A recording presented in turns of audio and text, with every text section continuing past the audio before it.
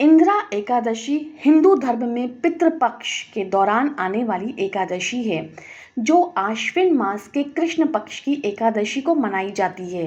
इस एकादशी का मुख्य उद्देश्य पितरों की आत्मा की शांति और उन्हें मोक्ष दिलाना होता है। यह एकादशी पूर्वजों की मुक्ति के लिए की जाती है और इसे करने से पितृदोष भी समाप्त होता है। यह एकादशी 2025 में 22 सितंबर को मनाई जाएगी और इसके पारण का समय मंगलवार 23 सितंबर 2025 में प्रातःकाल द्वादशी तिथि के अनुसार रहेगा। पंचांग के अनुसार स्थान विशेष में थोड़ी भिन्नता हो सकती है। आइए जानते हैं कि इस एकादशी की पौराणिक कथा क्या है। प्राचीन समय की बात है। सतयुग में महात्मा इंद्रसेन नामक एक धर्मात्मा और दानी राजा थे। वे प्रतिदिन पूजा पाठ और धर्म कर्म में लगे रहते थे। एक दिन यमराज के दूत आकर उन्हें सूचना देते हैं कि उनके पिता स्वर्ग में नहीं हैं, वे नरक में पीड़ा भोग रहे हैं। राजा इंद्रसेन व्याकुल हो उठे और उन्होंने भगवान श्री कृष्ण से उपाय पूछा। भगवान श्री कृष्ण ने कहा, हे राजन, आश्विन मास के कृष्ण पक्ष की इंदिरा एकादशी का यह व्रत करो और उस व्रत का पुण्य अपने पिता को अर्पित करो। इससे वे नरक से मुक्त होकर स्वर्ग को प्राप्त करेंगे। राजा ने विधि पूर्वक व्रत किया और भगवान से प्रार्थना की। व्रत के प्रभाव से उनके पिता को नरक से मुक्ति मिली और वे स्वर्ग स्थान प्राप्त कर सके।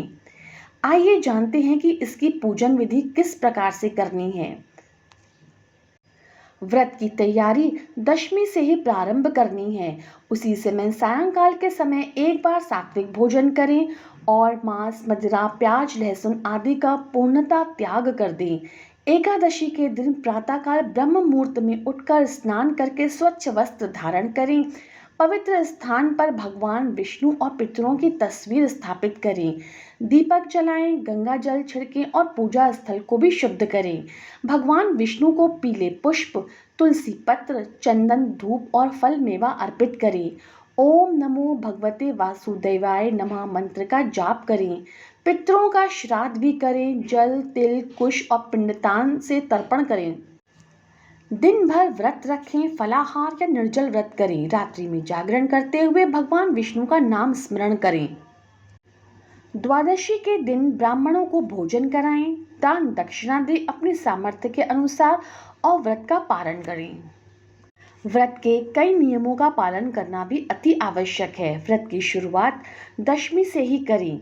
व्रती को मन, वचन और कर्म से भी पवित्र रहना चाहिए।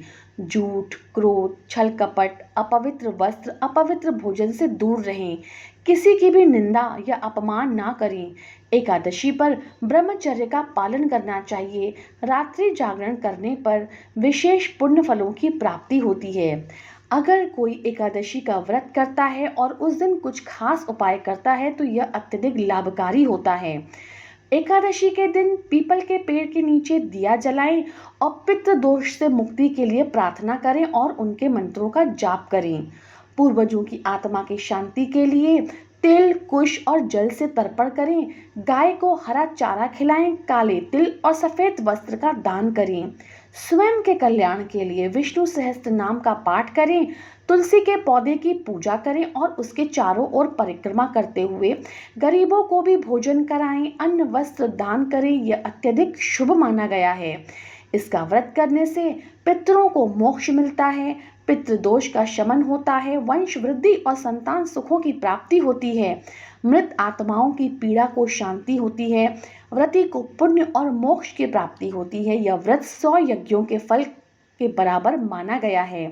इंदिरा एकादशी का व्रत भगवान विष्णु की आराधना ही नहीं बल्कि पितृ के ऋण को चुकाने का भी एक श्रेष्ठ माध्यम है। श्रद्धा, नियम और विधि से इस व्रत को करने से पितरों को शांति, व्रती को पुण्य व मोक्ष की प्राप्ति होती है।